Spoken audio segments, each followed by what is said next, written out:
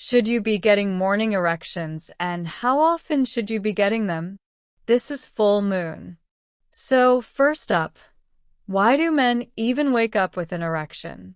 Interestingly, it's not actually just about having erotic dreams or sexual thoughts. Morning erections are a normal part of male physiology. They're what we call nocturnal penile tumescence, and they mostly happen during a specific stage of sleep called REM sleep, which is when you dream the most. And now REM sleep typically occurs in the early morning hours, and that's why typically men wake up with an erection, usually when they wake up or right after REM sleep. Now, most of you can remember, probably when you were teenagers, or if you are a teenager watching, that you often wake up with your sheet tinted with morning wood. But what is normal after being a teenager? Interestingly, this has been studied for quite some time. The first study was in 1975, and researchers brought in 125 healthy boys and men from either 3 years of age to 79 years of age in a sleep lab. They hooked them up to machines that specifically measured brain waves, eye movement, and changes in penile size while they slept, and each person had to spend 3 nights in the lab. And in order to really get accurate results, they tried to focus on the middle night to get the most accurate data. They only included guys that had no sleep problems, no issues with erections, or weren't taking any drugs that could affect the results. Based on this, they were able to identify baseline data for normal, healthy individuals, meaning guys who don't have any problems otherwise. So from childhood, meaning ages 3 to 9, erections during sleep start happening already, and they're pretty consistent. When you got to be a preteen to teenager, this is the peak, so to speak. Erections are the most frequent and last the longest during sleep. Now, the average length that you'll have an erection episode during REM sleep in the early teens is about 40 minutes, and that means if you look at all the numbers of times this happens, it's about 40% of entire sleep time is when you're going to have erections overnight. Now, after puberty, the average time with erections during sleep starts decreasing and levels up at about 20% of total sleep time, which is about 1.5 hours per night, with the average length of an erection lasting about 30 minutes. And so the average person will have somewhere between 3 to 5 o'clock episodes of tumescence or erections during nighttime. Now, you might wonder, well, probably there's less REM sleep as you age. And actually, that's not true. REM sleep tends to stay pretty consistent after teenage years, with most adults getting about 100 minutes of REM sleep per night. Now, a more recent study looked at how these nighttime erections change with age using a very specific device that measures nocturnal penile tumescence. Now, in this study, they recruited 40 healthy, sexually active men ranged from 20 to 60 years of. None of them had issues with sexual dysfunction, sleep problems, or again use any medications that would affect sexual function. They each spent a night in a hospital room where again, this device measured their erections.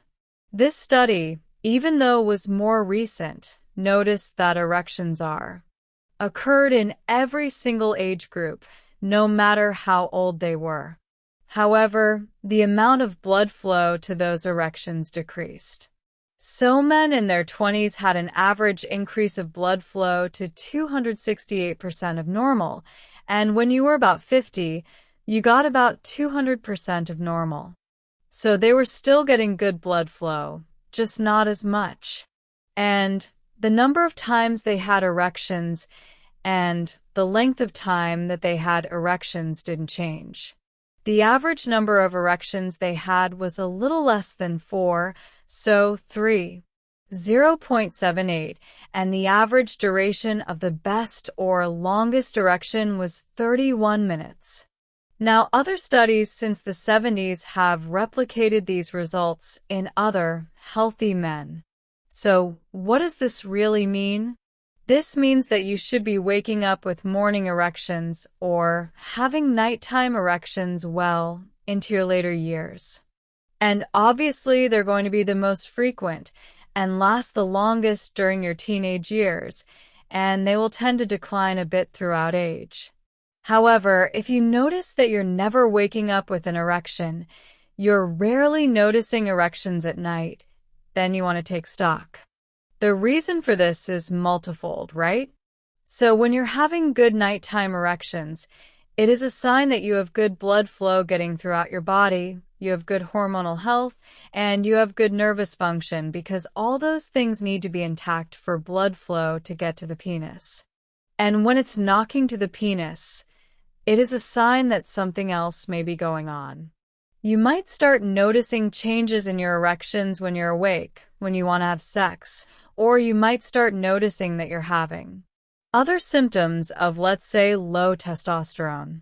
So I encourage anyone who's noticing these changes to number 1, check your testosterone levels because that is correlated with nocturnal erections. And so sometimes guys will start having low testosterone, and the first thing that goes is their nighttime erections. Also, you want to take stock, look at everything else in your life because we want to optimize blood flow and optimize overall health.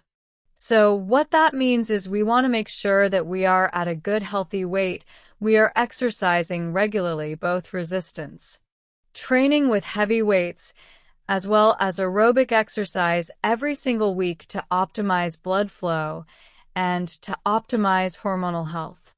Also ensure that you're doing other important things like reducing stress and sleeping well. All those things are going to overall improve your blood flow, your genital health, and everything else. So bottom line, morning erections are an indicator. They are a biomarker of your health. And if they are declining, it is a signal for you to take stock and look at what you can do to improve your overall health. And bonus, it's a great way to identify issues before they become a problem, like before you start having erectile dysfunction or other issues. So take it as your body's way of telling you what's going on. If you guys are enjoying this content, I think you guys are going to love my newsletter. Each week, I have a men's urology and women's urology section in the newsletter where I share new research that is appropriate for both men and women.